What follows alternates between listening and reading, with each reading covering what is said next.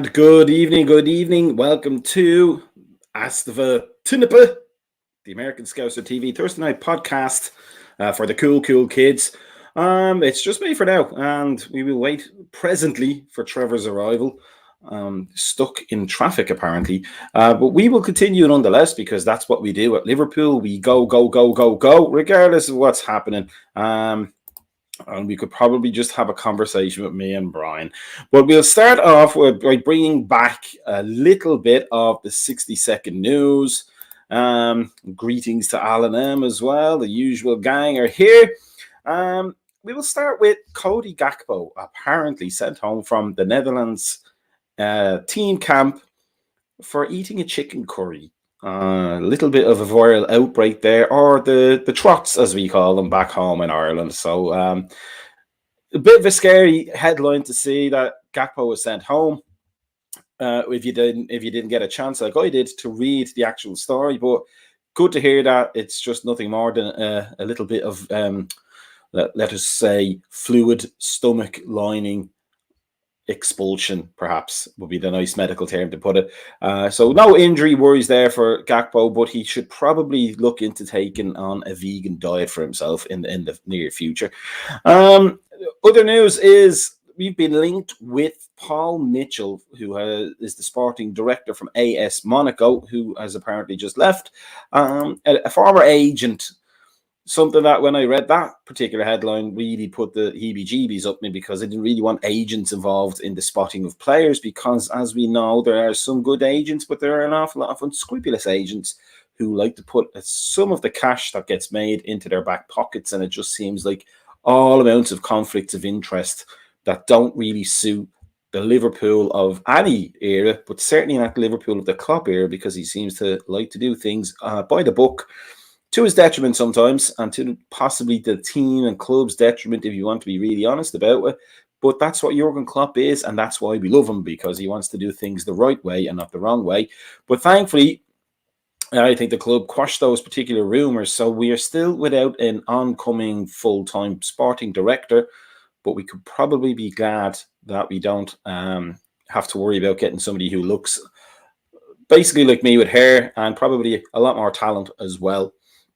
Another one we saw was Darwin Núñez, form transformed by specially designed new pair of boots. This was one of the shaggiest of shaggy dog stories I've ever read in a long time, probably since I could read 2 weeks ago. I expected some brand new Balance design, something to do with inserts, maybe the cleats or the tongue of the boot or the laces tied a certain way, or the design specifically around his foot, which has created the magic that we have seen recently, or at least more recently, in Núñez as he creates all that chaos. But no, it wasn't any sort of ergonomic footwear design. It was a painting of a Uruguayan flag on the side of his boot. Not really much technological wonderment there. And if it was, then I would paint a Ferrari on mine so it could walk and run a little bit faster. But sadly, that kind of science does not work. But for Núñez, I don't. It doesn't really matter whether he paints My Little Pony on the side of his boots, as long as he keeps playing the way he does, and hopefully putting away consistently more goals as he has been since he settled down in the Liverpool team. And Manchester United, it's not really Liverpool directly related news, but they're having kind of the same sale rumours swirling around their particular club, but it seems to be going a lot quicker with them than it has with us, since John Henry announced, or there was leakings of an investment or a sale of the club earlier on. In terms of Manchester United, that they do always seem to beat us to the punch in terms of getting commercial things done and business things done. But for us, it seems like maybe that's going a bit too fast, and they will onboard something that they don't particularly want down the line, pretty much like the Glazers ended up being. Whereas we seem to be a lot more circumspect about the whole thing. If they get the investment, it's another challenge to us with Newcastle on their sale, getting up there with more finances and a pretty good manager in Eddie Howe. City, Arsenal having a little bit of a resurgence of probably the way we should be doing things, with a lot of smart young players being purchased for maybe slightly below current market value, at least for their positions and age ranges. Chelsea is spending money like a drunken sailor on players they probably don't need, and foisting them on a manager who looks increasingly like he has 15 kids, 2 mortgages, and no cookies in the press or beer in the fridge or chips on the shelf to comfort him. But it's another challenge for Liverpool, and as we've debated pretty much all season so far, at least on the Thursday night podcast, but I know the Monday night podcast has talked about it too, in terms of midfield recruitment and the lack thereof. It's another barrier to us getting back to where we want to be, which is challenging for that league title and the Champions League trophy year on year. So hopefully, as I said, if United can get whatever their sale rumors thing going, whatever their club changing hands or investment into the club, if they can get theirs done quickly, maybe then it'll give our owners a chance or a kick in the backside, essentially, to go and get it done for us, so that Jurgen Klopp can get the funds that he needs to replenish the side that desperately needs replenishment. And then, other than that, we're looking at replacements for Caoimhín Kelleher, which I really wish we weren't. He is a fantastic young player, and he's served us really well every time we've put him into the nets. Certainly, I think done a much better job than Adrian, and maybe not at the level of Becker, but clearly the potential is there. And the scary thing is that if he does go, which looks likely, and then he ends up at maybe Newcastle, or maybe he goes to Chelsea, or maybe even City snatch him up in 2-3 years' time or something like that, we get to have the horrific experience of watching him become a top goalkeeper in somebody else's colours. So hopefully, if we can't convince Caoimhín to stay, hopefully the replacement that comes in is even better. But with goalkeepers, you just never know. Kenny Dalglish saying we should give Ben Doak a chance to breathe, especially in the Scotland setup. I think that's a big thing we've talked about on the Monday podcasts I've heard, and then we talked about me and Tamuchin on the morning coffee way back when, before my hours changed and I had to do real adult things like working from 9 to 5. The pressure that's put on young kids these days, on their bodies, mentally as well, in terms of competition after competition after competition, can be horrendous, and it probably has ruined more players than it has created. So I think Kenny, as always, on the money that you probably have to look after Ben Doak, because he looks like a very special talent, and he looks like he could be something that in the next 3 or 4 years could be a replacement for Salah. He certainly has the dribbling moves, which we love, and a little bit of pace. Maybe not the fastest player, but not short of it at any rate. And really, it seems like the kind of the brains that we saw from Harvey Elliott when he started, and the athleticism of Curtis Jones, and that little bit of arrogance almost that Steven Gerrard had when he started. So let's hope that Ben Doak can be in prime shape coming into next season, because it'd be great to see him challenging for a first team spot and getting us over the line. Maybe giving us something to think about in terms of replacing Salah later on down the line. So we finally have Trevor. Hi, Trevor. Hold on, I'm trying to get my audio sorted. I just hear. Can you hear me? I can't hear you. What the hell is going on? Oh, okay. So Trevor, I think my phone is still telling me I'm in my car. I don't know what's going on. I'll be right back. I'm so sorry. That's the problem with technology. It's been one of those evenings. That's the problem with technology. It's going to take over the world, and it is going to be essentially disastrous for us humans. And I, for one, as The Simpsons said, welcome our new technological and artificial intelligence overlords. Brian Shelton makes a really good point here, because it seems like a rumor. Nagelsmann has got the sack. One of those elite young German coaches that they seem to have just popped out of the German soccer coaching womb in the past 10 years or so. That would be a shock, and people will be on the lookout. Clubs, I would imagine, on the lookout for his services. He's certainly an inventive coach, and certainly one that will be looked at with envy by teams that maybe thought they could pick him up. Not mention any names, West Ham, Leicester. But he will probably end up at a big club, possibly in Spain, maybe in Italy, actually, because they sack people by the second. So let's give Trevor another try here. There we go. Can you hear? Yes. See, you said audio, and I just heard Oreos, and now I want cookies. That's a fair path to take. Probably by the sounds of things, you probably wish you had Oreos rather than Oreo problems. I wish I had a whole lot right now. So yeah, I'm coming in hot. So Alan says howdy. So it's good to have Trevor on. So we just did a little bit of news here, but what we're going to do, I think, tonight is something a little bit different. Instead of debating, because there's no game, so we can have a bit of fun with this show. Yeah, we're going to be a little bit controversial. This is going to be devil's advocate night. Hopefully, get some comment interaction going from the people watching.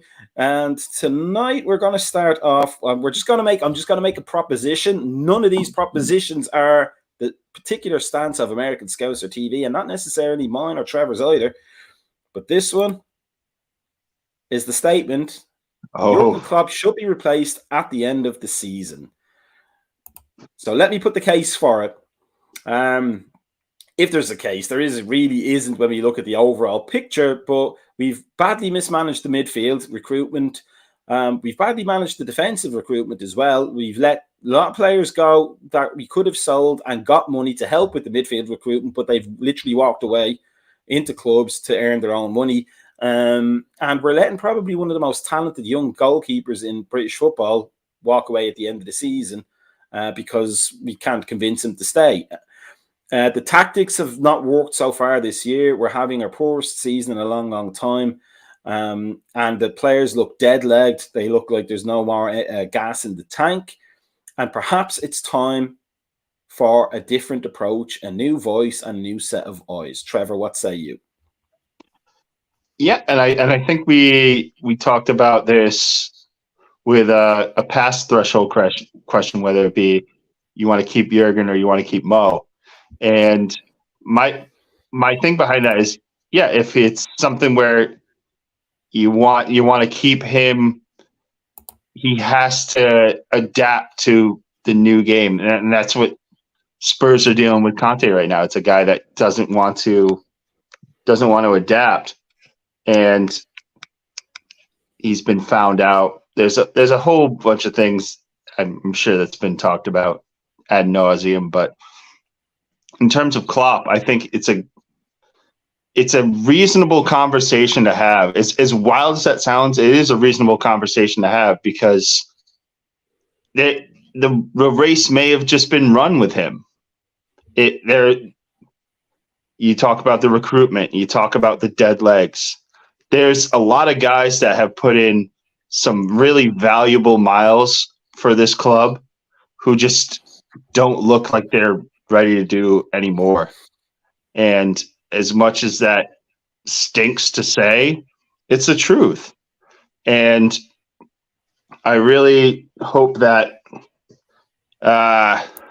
in the grand scheme of things, he can figure it out next year and we don't have to be having these conversations anymore. But until I'm seeing that he is willing to make those changes to his rigid system, yeah, if this is the time to shake things up, then why not? Brian Shelton makes a great point that the board is as much to blame for these problems. But let me continue as the devil's advocate. We don't sack boards; we sack managers in soccer. And FSG have not shown any hint whatsoever. Thank whatever gods you believe in, that they would actually sack Klopp. But in terms of the big picture, Nagelsmann, apparently, as we mentioned earlier on, apparently got the sack. Tuchel is out of a job. Thomas Frank is doing a fantastic job at Brentford. Just to point out, Brian just said we're not Spurs, and we do thank every single God that has ever been conceived or existed for that fact, Brian. Thank you for pointing that out. But there's a lot of managers out there that maybe would relish the challenge at Liverpool, that have the ideas, that have the innovation. In terms of Thomas Frank, as much as I like Tuchel and as much as I like Nagelsmann, I think Frank is the only big personality I've seen out there that could probably take over from Klopp in terms of, leading a team, if not improve the tactics necessarily. But is it time to look at other options whilst they're available in the same way that we did with Klopp when we got rid of Brendan Rodgers? Or do we say, it's coming up to the 10 years that he was with us, give him the 10 years and let's see where we are then? Yeah, and with the whole Bayern fiasco with Nagelsmann getting the sack and Tuchel going in there, and now there is that thing where you're going to have to kind of do what Chelsea did and pry a promising manager away from a mid-table team. And I agree with you. If there ever was a guy that you need to go get at the end of the season, it would be Thomas Frank before there became a bidding war, because he is not necessarily better than Brentford.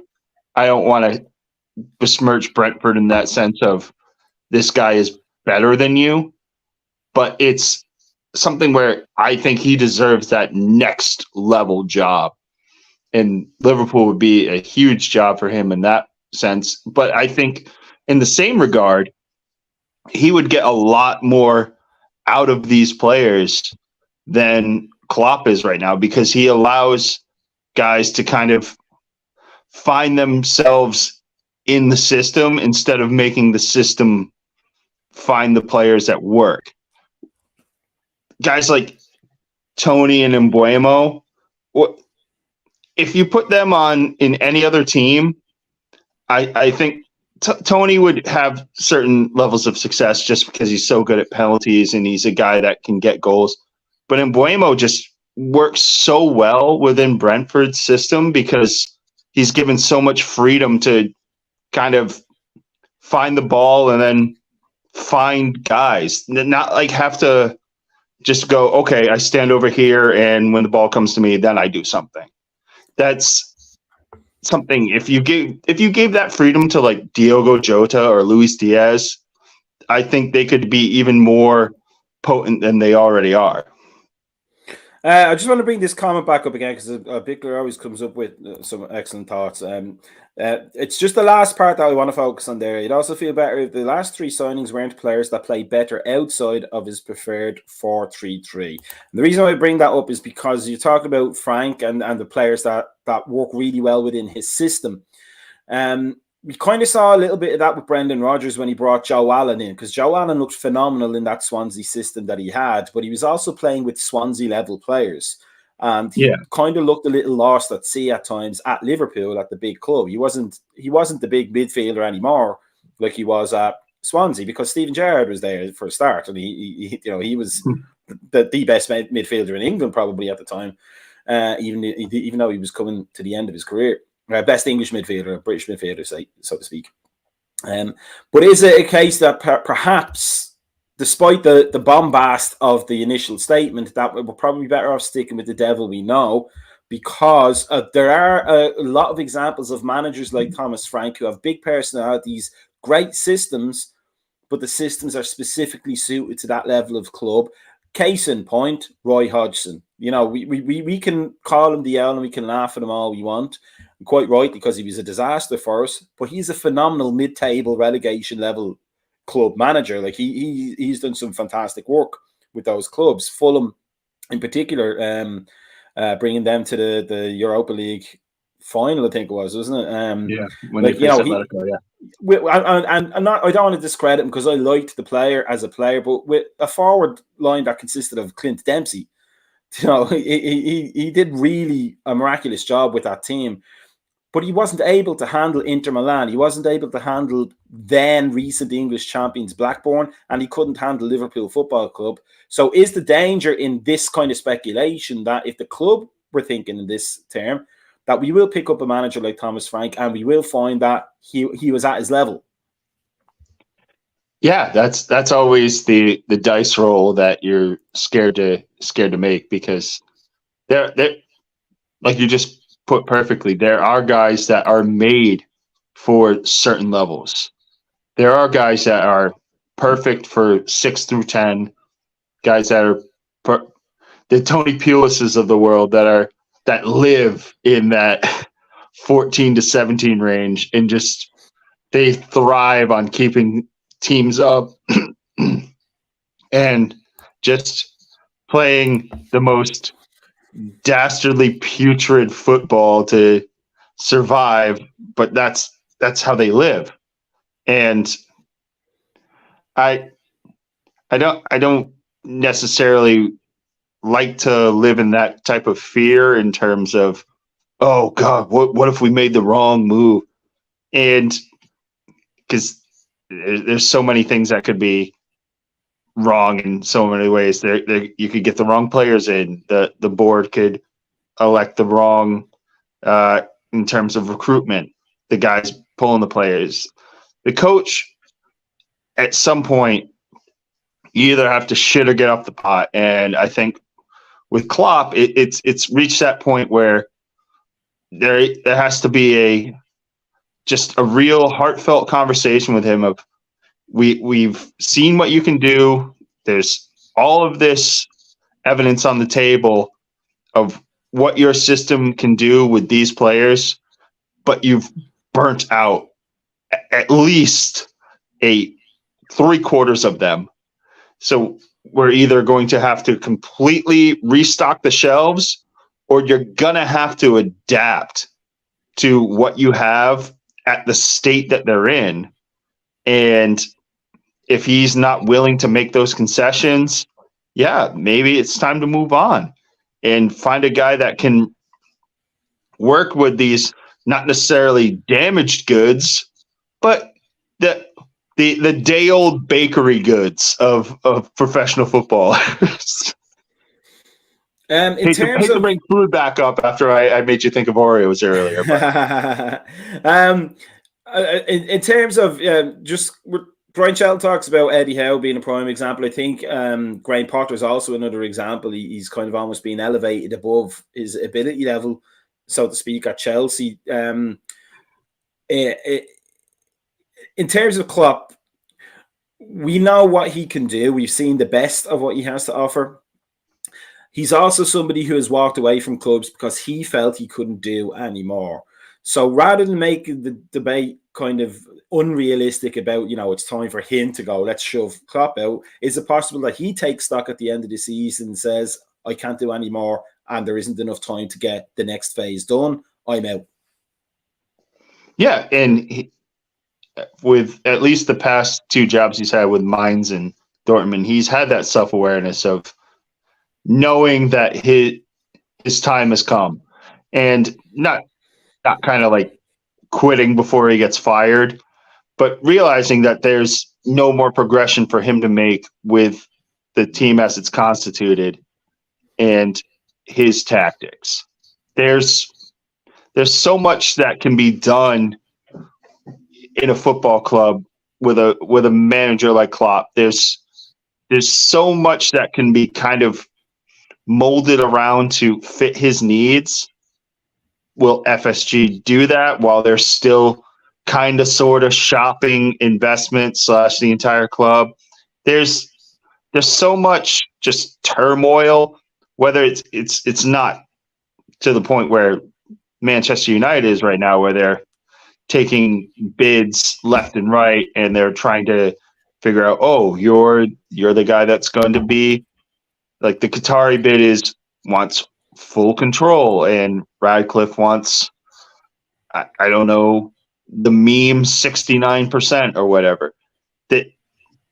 There's no real rumblings about who wants to come in and who wants what. So he may be sitting there going, okay, yeah, you want me to do all this adaptation. You want me to fit these players into a different way of playing, but I also need new players, and I don't know if you're going to be able to give me them. Maybe that's his road out, where I'm uncertain about what you're going to be giving me to be able to succeed. I don't like that gray area, so that's my escape hatch. That could be something that he does too. It's not just the I guess we're done here. There's also legitimate concerns on his end with the board and ownership, where he could just point to, you guys are trying to do X, Y, and Z, and you're not taking care of A over here. I can't deal with that. I need to go. To kind of wrap this portion up on a bit of a positive note, we know, and we've talked about before, that Jurgen Klopp is a very emotional manager. You know, he gets attached to his players.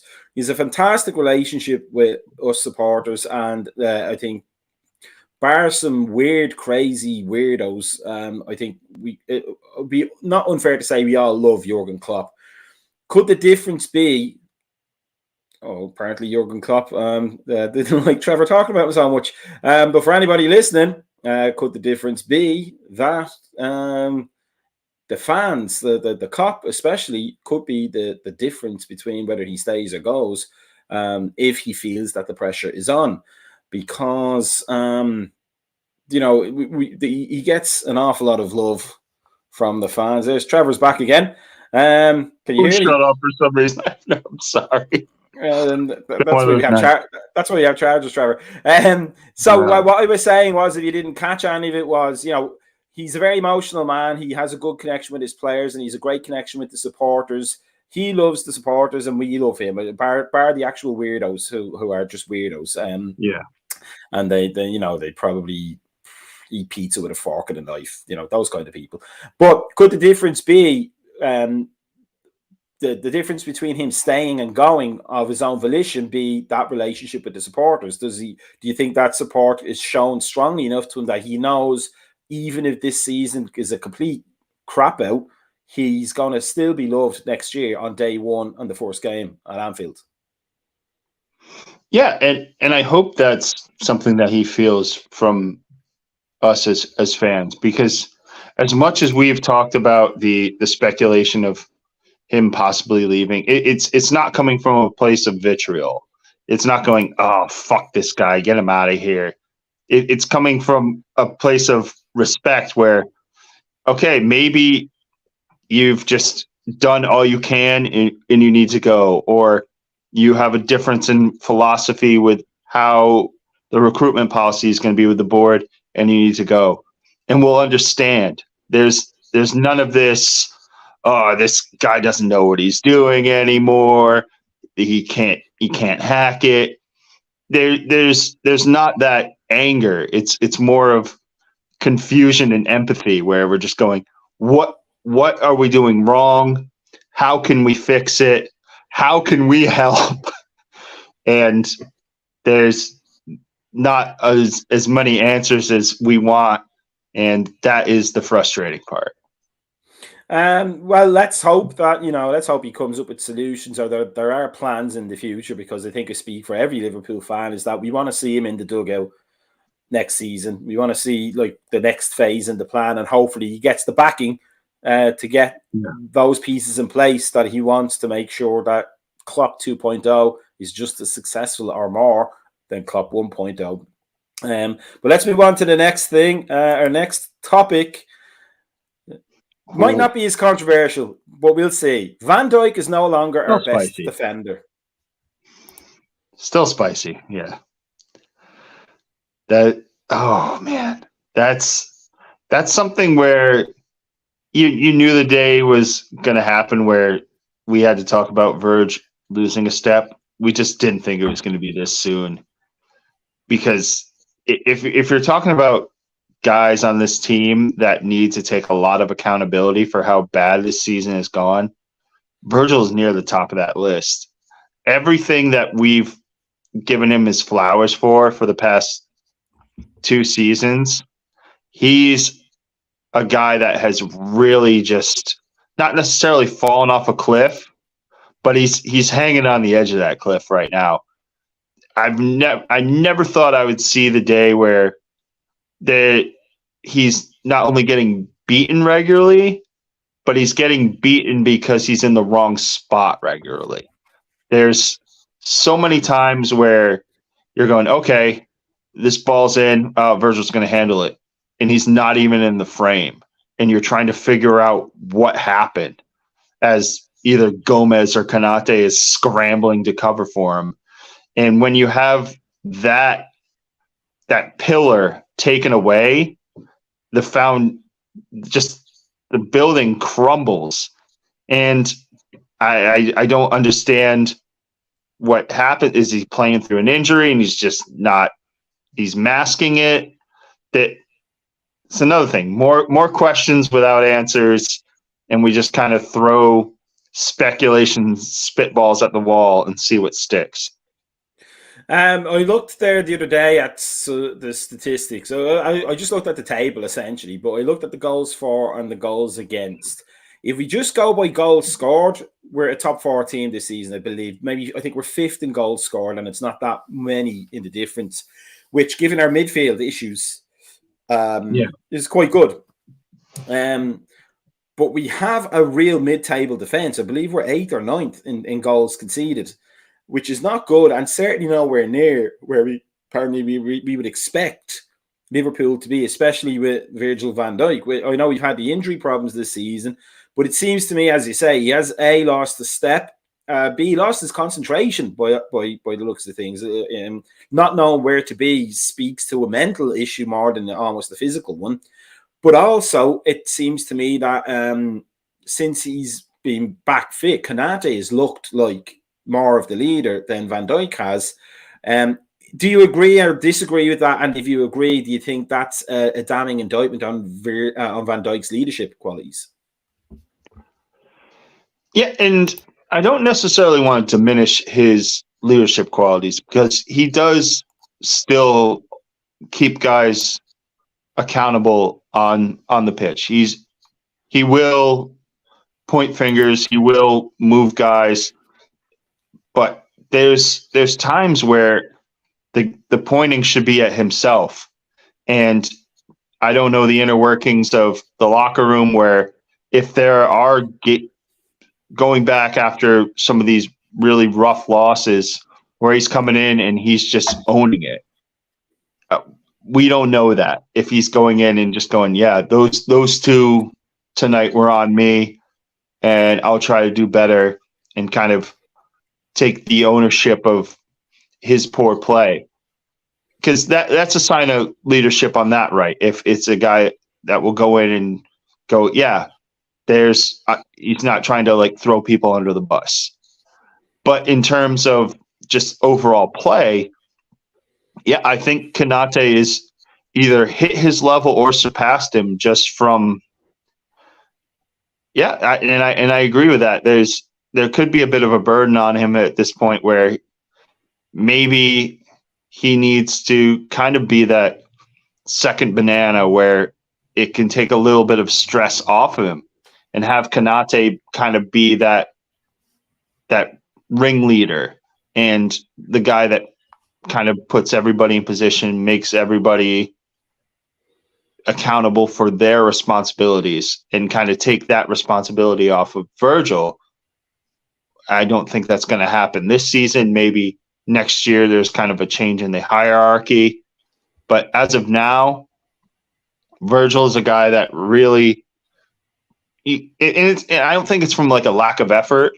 I think it's what you're saying. He's in his own head, where he was probably banged up for so long, where he came back and was trying to either do too much, or just there was so much rust.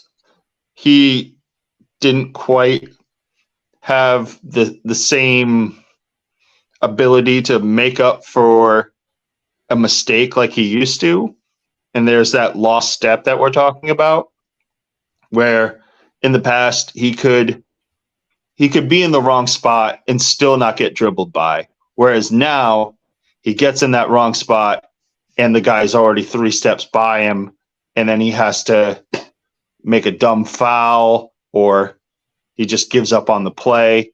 I've seen more times this year Virgil van Dijk give up on a play than the past seasons of him with the club combined, which that's the thing that worries me the most. Is he's just, I don't want to say apathetic, but he gets to the point where he just goes, well, nothing I can do.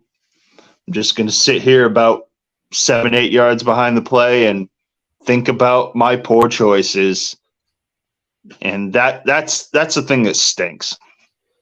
Is it possible, though, just to go circle back on what you said at the beginning, is, you don't want to besmirch Virgil's leadership qualities, but that is a failure of leadership if you can't even lead yourself to do your best, isn't it? Yeah. Yeah. Because I was just thinking there, as we talked about captaincies, in terms of, maybe it is a burden on him. We saw with Gerard Houllier back in the 2000s, he took the captaincy off Sami Hyypiä and he gave it to Steven Gerrard, which really made it was controversial at the time. And it was a lot of those like ex-pro pundits going, that's going to upset the locker room. But as we know, Steven Gerrard became probably one of our best captains of all time. And it was probably the right move then and there. But it also meant Sami Hyypiä, like I believe, if I remember correctly, his performances improved a little bit once he didn't have that burden. Because we were having a bad season. Is it possible that, that he is so much inside of his own head, especially coming back from the Pickford injury, that maybe he just doesn't need that extra hassle of being the recognised team defensive leader? And maybe we should start looking at Konate as, number one, the future, and number two, he's not a vocal leader defender, but he leads by example, Konate, really, doesn't he? He's almost like the next best person to put in charge of the whole thing. Yeah. And I think Virgil, with Henderson playing as infrequently as he is, he has been, and I like and it seems kind of cheesy, but the word burden for, wearing an armband or being the quote-unquote leader of defense, however you want to frame it. He's a guy that has prided himself on just being in that role. And maybe it's past him at this point. And I like the example you brought up with Sammy before, because it's one of those things where it's the coach going, okay, I can see that this is bothering you. Like, this may be too much for you at this point. We're not going to discount your role. We're not going to discount your impact. But we are going to go, this responsibility is no longer yours, so you can focus on improving or just getting back to baseline of where you were before. And if this helps you get there, that's great. But if for some reason it doesn't do anything, then that tells us that maybe we have to start thinking about secondary options. And you just turn over every stone to make sure this player can succeed. And if you turned them all over and it's still not helping anything, then you as a club can now go, all right, we've made every inroads we can to give this guy every opportunity to play at his best, and it's not helping. So maybe we move on. I'm not saying we've reached that point with Virgil yet, but we need to start turning those stones over to make sure that we don't have that situation on our hands. Just to kind of clarify, obviously with the Sammy Hupia Gerrard captaincy thing, I'm not suggesting like Virgil is like the captain, but in terms of the Yeah, defense, he's the leader of the back four. yeah. I think in terms of what you just said there, I mean, it really does seem like that a good solution would be to stop everybody looking at Virgil to say, what do we do next? And maybe put it on Konate or Matip if he's playing a bit more regularly. Or maybe as kind of we'll go into the next topic, maybe Robertson in terms of consistency. Brian Shelton says there needs to be a massive shake-up. There needs to be a shake-up. I don't know how massive it necessarily needs to be, but I think we can all agree that Van Dijk probably needs a bit of a mental rest from that leadership role. But is the point valid, Trevor, do you think? Is Virgil van Dijk no longer our best defender? I want to say that it is a conversation to be had. I don't want to put it as an absolute so far, because he has had games where he's shown the Virgil van Dijk of old, but there's been too many where it's become the Virgil van Dijk of new, where there's just nothing that resembles the guy that was winning player of the year. And I'll casually sit on the fence on this one. We'll put a pin in. I don't want to write him off just yet, but I got the pen in my hand. So just to nicely segue into the next one then. So here's my next proposition. Andy Robertson is a better player than Trent. And for me, I think he's probably been our best overall defender this season. In terms of one of the best things you want from a defender is consistency. And I think Robertson is consistent. Maybe not as flashy as Trent, and definitely not in the attacking side of things. But we've debated Trent's flaws a lot this season. His positional sense in the defensive phase. We've talked about how he's not playing he's not playing as wide as he used to do, which is probably a coaching decision, but he hasn't brought, in my opinion, enough to the table in that inside midfield sort of area of the field. Apart from some occasional flashes of genius, has to be said, but not in a consistent manner. If all of our fullbacks, is it possible that that I am correct and that Robertson is actually our best fullback? Yeah, and these bullet points, I think we're going reverse hot ones. Like the spiciness is getting less and less as we go along, because I wholeheartedly agree that Robertson is our best fullback right now. As much as we've really just came to Trent's defense in a lot of ways on these podcasts, but it's a guy that I don't know if it's all of the stuff with England. I don't know if it's just the amount of miles he's put on his legs in the early part of his career.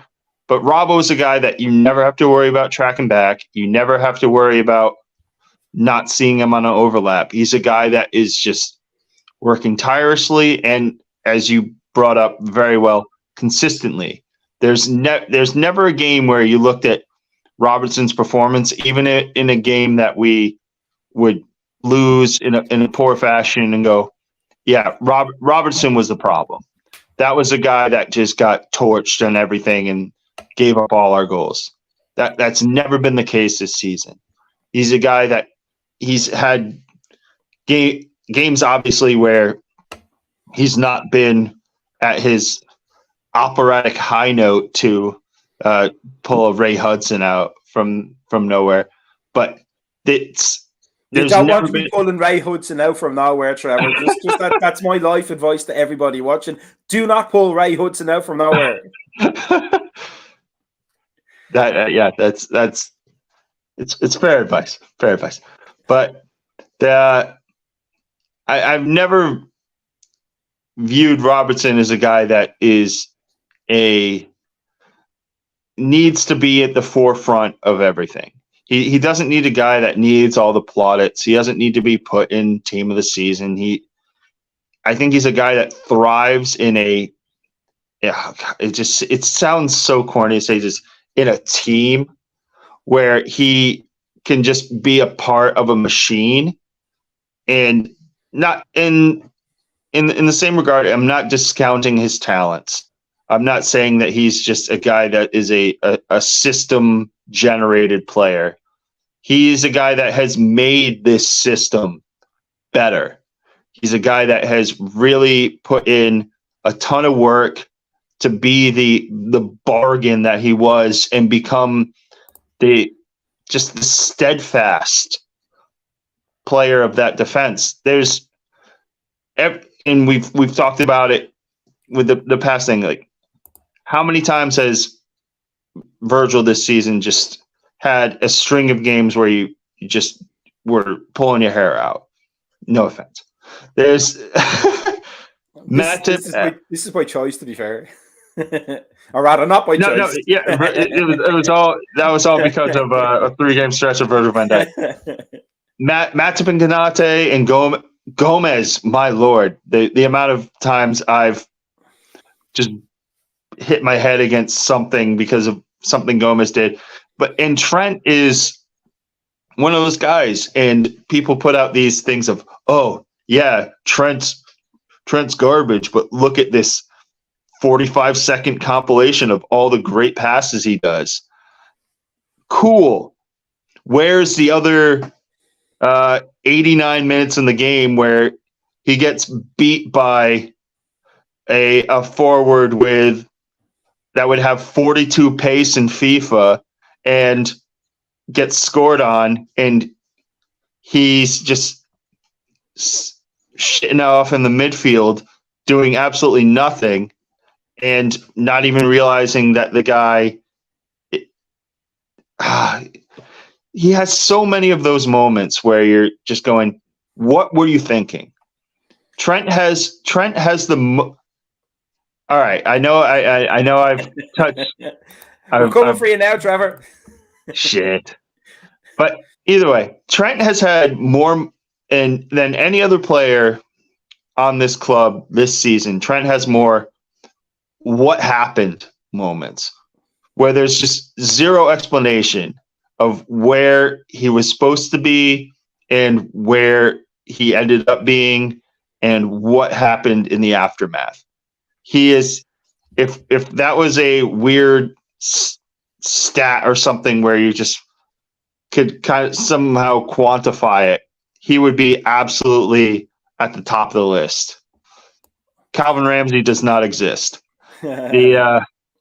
That's if we ever make another T-shirt, that's got to be the one. Calvin Ramsey does not exist. Trent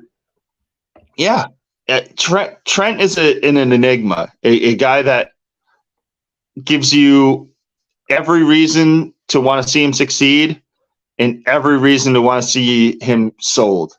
He's a guy that just pulls at your heartstrings and then kicks you in the cock. Brian makes a nice point. I think this is actually a point that will add to something. Trent is much like Roberto Carlos. Now, the thing about Roberto Carlos, because he was my generation of player when I was younger, like watching him play, is he only functioned well in a 3-back system where he was the wing back. So he had always somebody had covering him behind when he went forward. So he could essentially act like a winger. We know Klopp won't do a 3-back system. I can't even remember if he ever did it once, let alone more than once. It's never been an alternative for him. It's always at a 4-back system.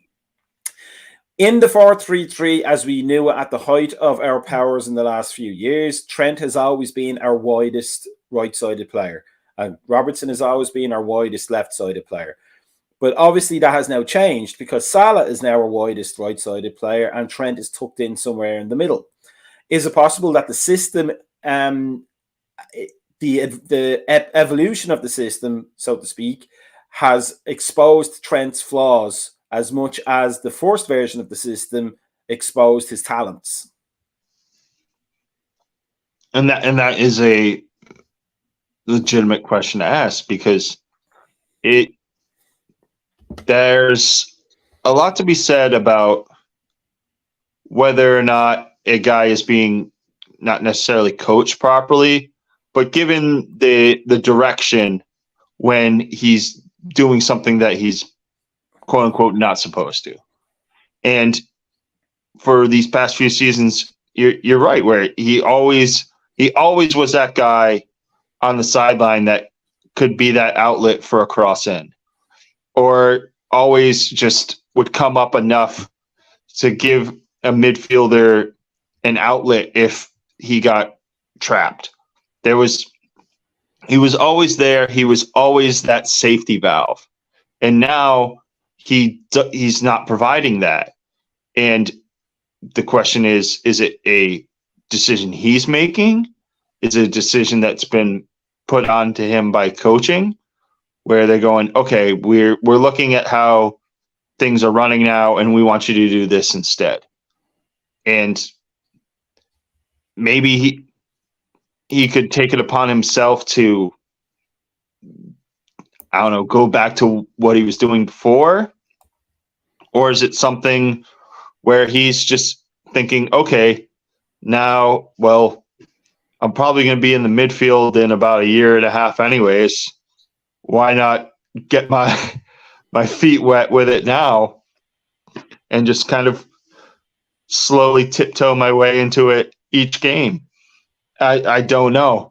And that's something that you really hope would be addressed, not necessarily in like a press conference, but just from some sort of communication from the coaching staff of, yeah, we're trying to get Trent into these positions more often because we view him as a right-sided midfielder going forward.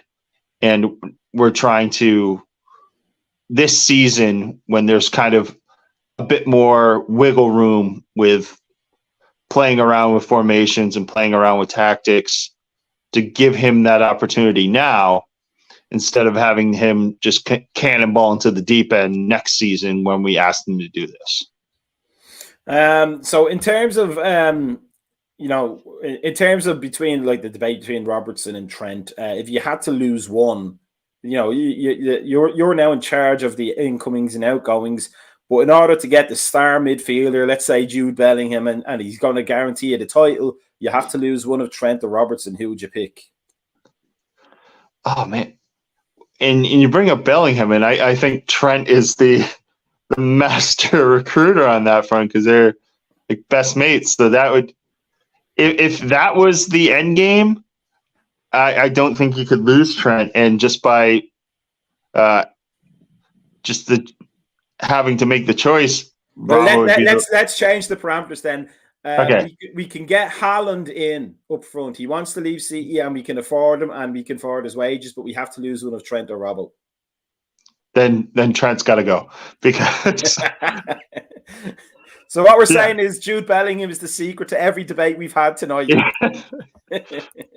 He is the cheat code for all of that. But yeah, I still think there's a lot of, in coaching spheres, coaches out there who think they could quote unquote fix him. He's one of those players that's so talented and has so much promise and upside. I think still he is a guy that still has so, I think, upwards progression left in him, where if he's going to be stifled, what's the point? You have to kind of weigh things like that sometimes, where you're figuring, all right, we have this guy that's super talented, but we're not going to utilize his talents properly. What's the point? So you have a nice shiny toy, but nobody gets to play with it, or they play with it and they hurt themselves because no one knows how to use it. That sounds exactly like my teenage years, Trevor. Thanks for reminding me. All right. Brian Shelton says age is a factor. I didn't think we need to get the insults in this late in the game, Brian. Thanks. I'm old, but I don't look that old.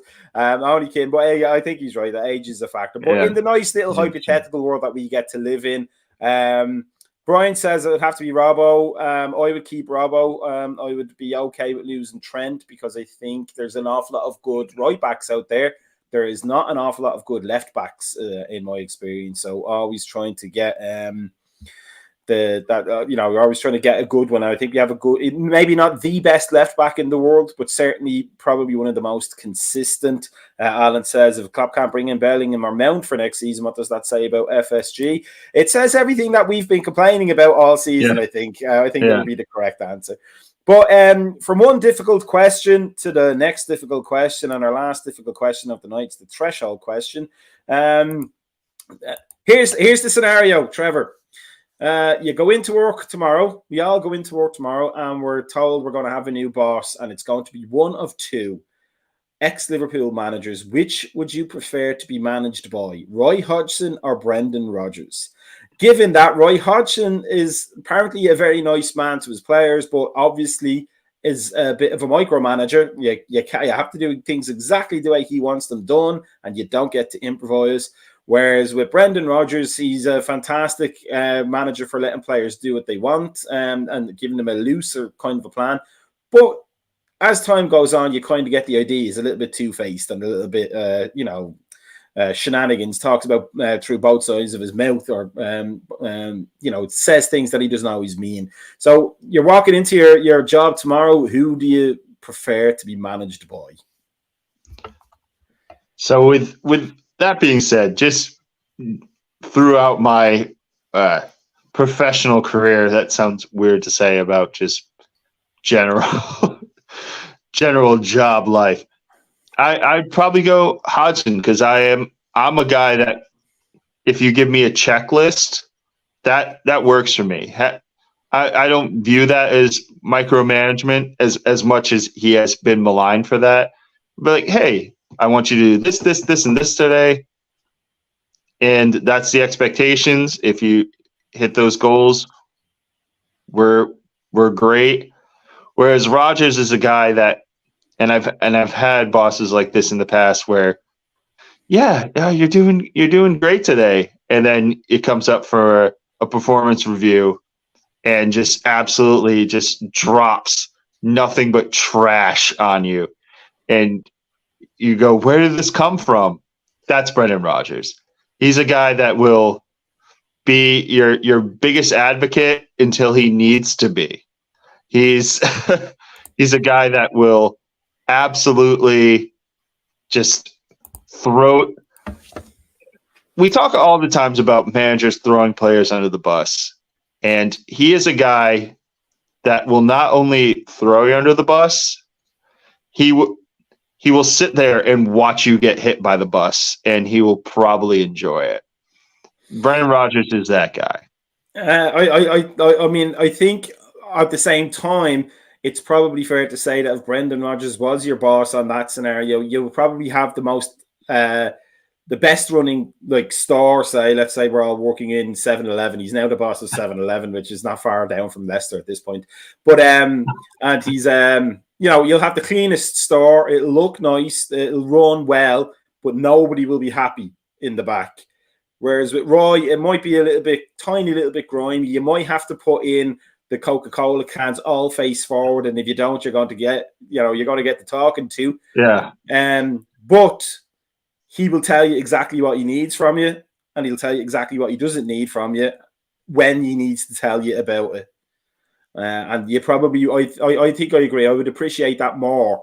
I have a list of things that I need to do, and if I'm doing them, then I'm doing my job, and he leaves me alone, as opposed to doing your job and then still getting thrown under the bus because you made one tiny mistake that wasn't that he never told you about at the time. Yes. I think that until you get that envelope. That's the only thing that I would want to be managed by Brendan Rodgers for, is I would want to steal those envelopes and find out what names are in them. Brian says old and stuck in their ways is a daily occurrence. I think he's probably right, and he's still getting in with those age jokes again, Brian. I mean, come on, do we not entertain you enough, my friend? No, only kidding. But yes, I think Roy would probably be the better manager of the two because you could probably get on with him. Whereas you would probably be working in the best store for Brendan, but you would hate every single shift after a while. After the initial, you're doing great. You guys are my guys. And now you're not my guys anymore because, one thing was done wrong that I told you to do last week, but I don't want you to do it this week. And I forgot to tell you that. So I think as time goes on, we find out that about Brendan. He's that manager. You put the Slim Jims in the wrong spot, and now I'm going to hold that over your head until the day you die. That's exactly 7-Eleven Brendan Rodgers. Whereas Roy will probably just show you the checklist. Are the Slim Jims in the general vicinity of where they're supposed to be? Yeah. Okay, have the day off. You're doing it. But on that Roy-related note, it's time to end tonight's show. There's no EPL fantasy football tonight because there's no matches this weekend. It's International Week, hence the change of pace for us on Thursday. And we will be back next week. The morning coffee, I believe, is on tomorrow morning, so make sure you watch that. And then the Monday podcast will possibly be as controversial as tonight's one. You just never know with Bickler, Timuchin, and Gali. And their shenanigans too. So make sure you like us, like, subscribe, follow us, listen to us on Spotify. Make sure you're following us on Facebook. Get into the Discord channel and see more of the madness. And then we will be back, I'm sure, me and Trevor next week for more nonsense and controversy. Yeah, hopefully I don't hit every single red light on my way home from work next week.